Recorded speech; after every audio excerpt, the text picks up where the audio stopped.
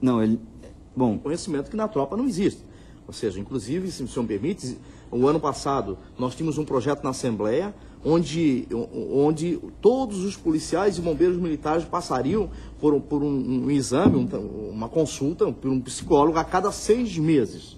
E todo aquele que atendesse uma ocorrência de grande vulto, um homicídio, suicídio, etc., esse ele também passaria 2 ou 3 dias depois para ver qual é o estado do policial, para ver como é que se fala. Infelizmente, o governo vetou, alegando, né, vício de origem, que o projeto tinha que vir do governo e não sair da Assembleia Parlamentar, até porque teria que contratar alguns psicólogos. Infelizmente vetou e nós ficamos sem isso. Mas é uma necessidade, ou seja, então, é uma necessidade. O senhor está querendo dizer que não passa por todos os policiais? Isso? É óbvio que não passa. Nós não temos, desculpa, capitão, eu sei disso, mas não tem. O trabalho tem sido feito e aqueles policiais que vão lá. Aquele que já não tem, mas assim, ó, tem que ser uma coisa voluntária, onde a polícia, onde a instituição deveria chamar os policiais e oferecer a ele essa condição. Tem que oferecer, o senhor sabe, doutor. Marcos de Noronha conhece, sabe, o senhor também sabe.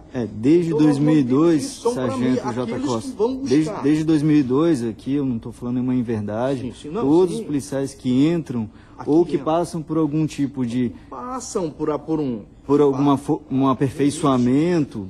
Acompanhamento não existe.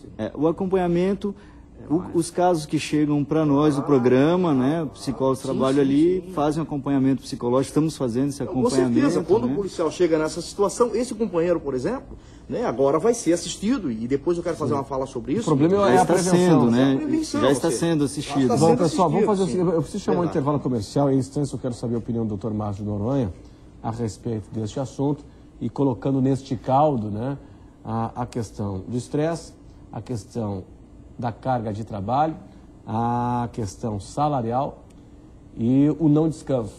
Me chamou a atenção a fala aqui do sargento J. Costa, vice-presidente da PRASC, me parece forte, né? Quando o sargento diz que mais de 90% dos policiais militares fazem bico, isso significa que no dia de folga, que é o período que ele deveria ficar descansando com a família, praticando esporte, curtindo a família, ele não tem vida social, ele está trabalhando. Pois é. E aí ele está trabalhando. Então, uma hora ele está mais suscetível, mais propenso a explodir, imagino. A gente vai para o intervalo, volta à instância. Até já.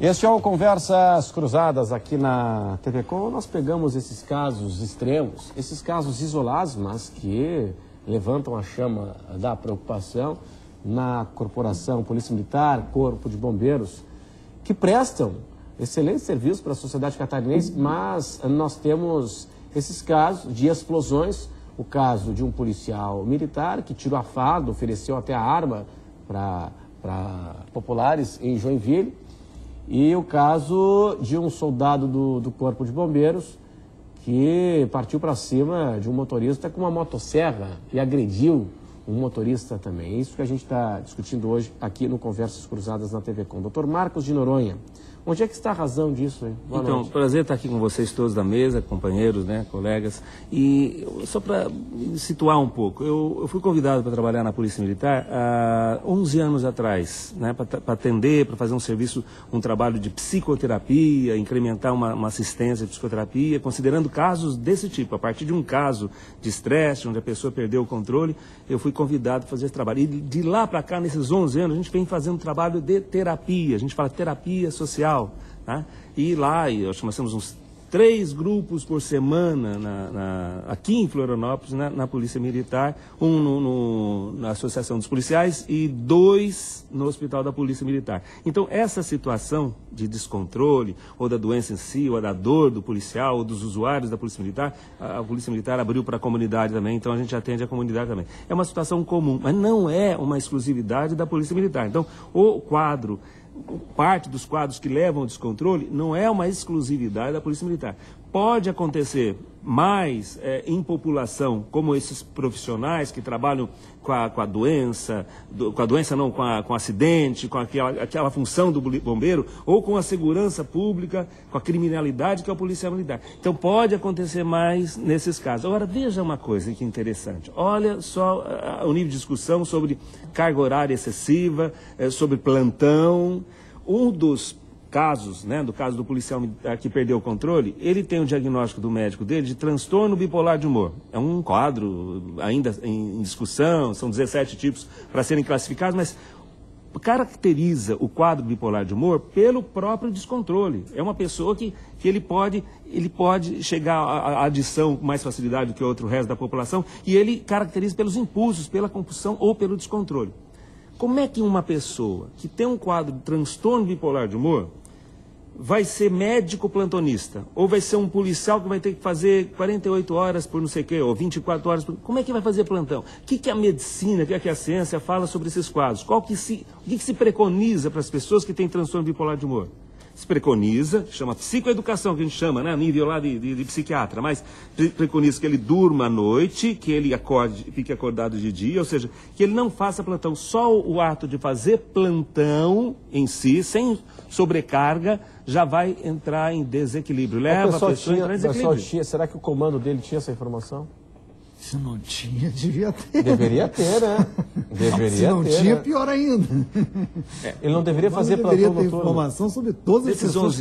Nesses 11 anos na Polícia Militar, eu aprendi a ter mais carinho, mais respeito pelo policial militar. Eu fui lá para fazer um projeto de 1 ano, ia ser um projeto piloto em Florianópolis, e esse projeto ia se estender para todo o estado. Uma composição entre a Associação Brasileira de Psiquiatria Cultural e a ABPOM, uma associação dos policiais militares. O projeto até hoje não saiu de Florianópolis, é um projeto piloto de 11 anos. Então, os policiais em outras áreas, assim, longe de Florianópolis, não têm esse tipo de terapia comunitária ou terapia social que nós temos aqui. Que é tão importante, né? Mas, desde a época, se pensava assim, por que não tem uma inteligência, dentro da Polícia Militar, em nível de comando da Polícia Militar, tanto dos bombeiros quanto da Polícia Militar, onde o médico psiquiatra, o psicólogo, ele possa participar de certa forma junto com a assistência social, ou seja, uma equipe onde se possa prevenir uma série de coisas. Ou seja, o comando, ele vê que tem um determinado policial que está agindo com uma determinado comportamento. É importante o que o senhor está dizendo. O senhor já sugeriu isso ao comando, ao hospital? Há 10 anos atrás. Ou seja, isso fica claro que a corporação nunca teve interesse e não tem interesse em cuidar dos seus próprios trabalhadores. Qual é o volume hoje? Não existe. Nós temos hoje um dado, não sei se o senhor tem essa informação, importante o que o senhor está dizendo. De policiais afastados por doenças... doenças mentais? Temos. Dos funcionários públicos, essa estatística, né, dos funcionários públicos que se afastam do trabalho por doenças mentais, é o maior número comparado com todas as outras estatísticas. Mas isso é a nível mundial. Nós temos infelizmente, a previsão de que os distúrbios emocionais, depressão, a própria psicose, né, a previsão agora para 2025, ela sai da 4ª causa incapacitante e passa para a 2ª. Então, isso é uma tendência mundial. Então, é o maior número de pessoas que saem. Só que na Polícia Militar tem um fenômeno. Nos bombeiros deve ter o mesmo fenômeno. O policial militar, ele adoece, mas ele não tira a licença. Ele não se afasta, porque ele perde a hora extra. Isso é outro fator, caos que isso vira na cabeça, na família, já na no professor, pessoa... não, o professor não, né? O professor não tem hora extra, aí nós temos um afastamento maior. É o seguinte, engraçado, né? Sabe onde é que a taxa de afastamento por doença, por incapacitação, é 0? Fiscal da Fazenda. Porque ganha por produtividade, né? Eu conheço outro segmento, também, Renato. Eu conheço segmento que não tem. Os oficiais, por exemplo, não têm esse mesmo problema. Eu não quero fazer nenhuma crítica, mas é o mesmo, olha, da mesma instituição, né? E não tem esse problema. Por exemplo, por quê? É óbvio, a escala deles é diferente, o salário é diferente, as condições de vida são muito diferentes dos praças. Os praças efetivamente trabalham na escala forçada e aqui eu não quero fazer crítica, mas os oficiais têm uma escala muito diferente, né?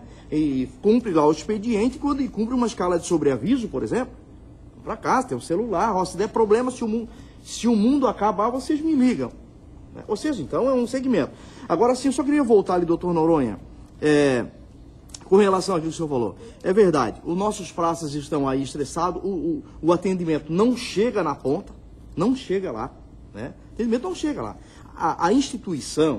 Joinville, São Miguel do Oeste... Não, quer dizer que a prevenção não chega. A prevenção não chega. Mas se o policial, ele solicitar o atendimento... Não, ele vem quando ele vem aqui, ele tem um atendimento. Quando ele vem em Florianópolis... No interior não. Existe um grande problema quando se fala de atendimento. O professor Walter pode me ajudar nessa questão, Walter. Só vou deixar o capitão trazer só para complementar, porque a pergunta foi afastamentos na Polícia Militar. Sim. Né? Anualmente, nós temos em torno, a média dos últimos 5 anos... 417 afastamentos só por transtornos mentais e comportamentais. Agora, ou seja, isso é pouco para a gente estar falando aqui de 12 mil policiais? Não, são 10 são mil. 10 mil? Em torno de 11 mil policiais. Trabalho mesmo 10 mil. 12 mil, você fala quanto? Um pouco mais de 11 mil policiais. 11.400 e poucos afastados, isso aí é razoável? 400? Realmente é um número elevado. É elevado.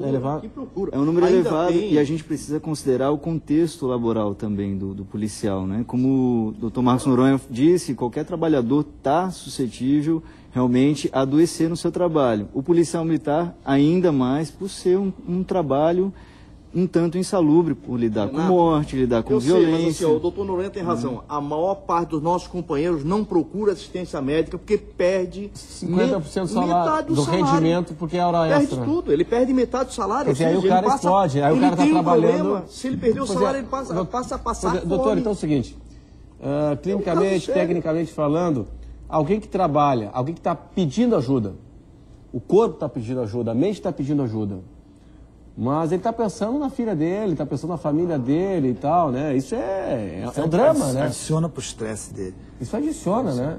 Agora eu acho, Renato, uma coisa que o Marco falou, ele passou nas entrelinhas, que eu acho importante. Por que não se tem uma equipe como deveria ser?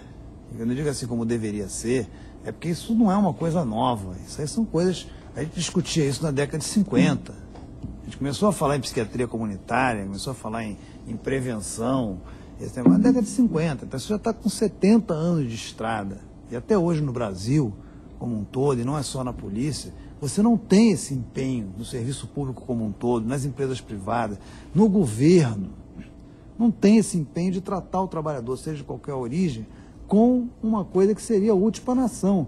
Porque quando você fala em 400 afastados, significa que eu estou pagando junto com vocês aqui, com meus nossos impostos, por pessoas que provavelmente, se tivessem um bom sistema de prevenção, um bom sistema de promoção de saúde, que é a filosofia que a gente deve seguir hoje, que acho que era o Marco que estava falando ali, o Walter. Sim. Não, para me ajudar, mas você termina isso aí. Que é um pouco disso.